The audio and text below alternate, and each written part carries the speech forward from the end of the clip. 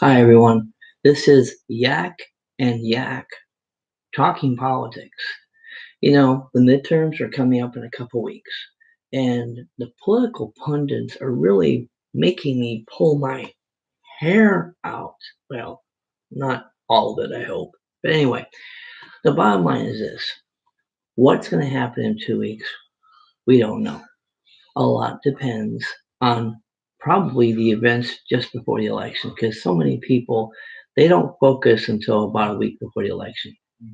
And right now, despite the fact that so many news organizations have this prediction here or that prediction here or that prediction here, the bottom line is the people are going to go out there and vote what they're thinking or feeling that day. Now, they look one on one particular show that I watched. They showed a list of issues. One was healthcare, another was the economy, another was immigration, and there were a couple others. And what's interesting about that poll was they were fairly close. Now, healthcare was number one, but the economy was a close second, and so was immigration. So were a couple others. So it wasn't like there was one issue that was way out there in front of everything. So if you're a Democrat and you go to the polls, you feel like, you know what, I need to voice my feelings about what's going on. There's a good chance that you're going to vote with your party. That makes sense. I think the same way is true for the Republicans as well. I don't understand this mentality that says, well, you might like your president. I say, and there's some people who don't. And I'll say I do. I like President Trump. I think he's doing a great job. I'm going to throw it out there. But there'll be people that don't like what he does, and they're going to vote the other way. But I think the Republican who says they like President Trump, they're not going to go to the polls and say, oh, you know what? I'm going to vote for a Democrat to oppose him. Why? Let me give you an example. Let's say that your boss, you're the owner of your company, is just a gem to work for. He's good with your vacation time. You make good money. He's very easy to work with. He can communicate with. This guy's just the best. How many of you are going to say, you know what? I heard there's a supervisor position open. We need that supervisor from the other company who is a total idiot. Now, I'm not telling you Republican or Democrat. I'm just saying, as a person, he's stupid. Bring him over so he can butt heads with the boss.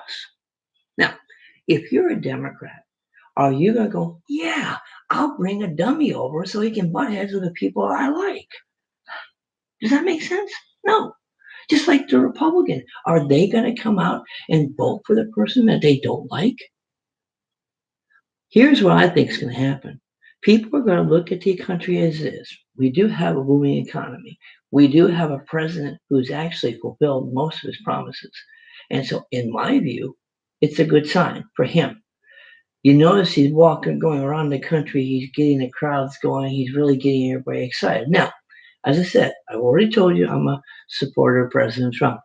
I have good friends that think I'm completely lost my mind. That's okay. But here's the thing. When you have a country that's going good, the economy's going well, why would anybody want to tip that cart? Now, I know, especially these political pundits, I told you these political pundits are driving me absolutely crazy. They talk about, for example, the election of 1994. Now, I know a lot of friends of mine voted for President Clinton. I did not. But one thing that was noticed is that in 94, the Republicans took to Congress. But why did they do it? Now, don't get mad at me for saying this. However, I actually remember what was going on back then. He was saying one thing, and then when he got elected, he did something else. I know you're saying, oh, don't go there. They all do. All politicians do that. I didn't say they didn't. And I didn't say he wasn't popular.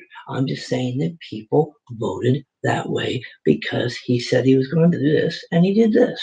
Now, with President Obama, he lost a lot of seats too because what he pushed, a lot of people didn't like. Now, oddly enough, he pushed what he promised, and a lot of people didn't want it. How about that one for a change? This time around, we've got a president. And if you call people up and say, "Did you like what he's doing?" Economy's doing okay. Yeah, I think we got a strong military. Now, I'm not saying that everybody loves him. I'm just saying that the people who voted for him are happy with him. Back when President Obama was in office, the people who voted for him were not happy with him because he kind of got a little bit sidetracked with some things. Now, yes, he got reelected, we know that, but that was because the elections in 2010 kind of woke him up and he got back to what he told the people he wanted to do. Now, my point is this: the political pundits are like, they look at a statistic and they find a way to get around the statistic. I look at life as it is. If you're rowing downstream and the breeze is at your back, are you going to turn that boat around and try to swim upstream just because you think you're the mighty man of the river? Now, maybe one or two of you might. I'm sure there's some people out there say, yes, let me try. But I think 90% of the people will say, you know what? Things are going pretty good. We got a good economy. We got a president. Hey, I wouldn't have voted for the guy. I'm talking about the people who didn't vote for him. Wouldn't vote for the guy, but I gotta admit that guy's doing what he said. So I think people are going to be surprised because you got to remember one thing about President Trump that I don't think anybody I've never seen it before. He is going state to state to state to state and telling people this is what I've done. I have never seen that before. Now, remember, the pundits are using history to be their guide. Well, since we've probably never seen anything like that before, I mean, yes, we see presidents go, when they make a speech, a State of the Union, and then they go on a traveling tour for a few days. I've seen that, or they make a State of the Union address or whatever. I've seen that. But this has been a lengthy campaign of a few weeks at least, maybe a couple months, where he's gone here, there, everywhere. To me, that looks like a guy who's really trying to have success. And I think that's the kind of guy, when you try hard, no matter who you are, when you try hard, you get people who say, yeah, I can go for that. Look, and I know there are people who will go, you know what? I may not agree with him on everything, but I got to give him credit for trying. Even Reagan had that. There was a lot of people who didn't vote for Reagan, especially the first time, but they said, you know what? I may not agree with the guy, but I got to give him credit. He's taking his time, he's taking his values, he's going out there and he's telling people what he believes and he's trying to get it done. And there's a lot of people who will respect that. So, as a pundit, I guess I'm sort of a pundit. I think we could be surprised. I think we're going to see. And I'm sorry for my Democrat friends; they're probably not going to like what I'm about to say.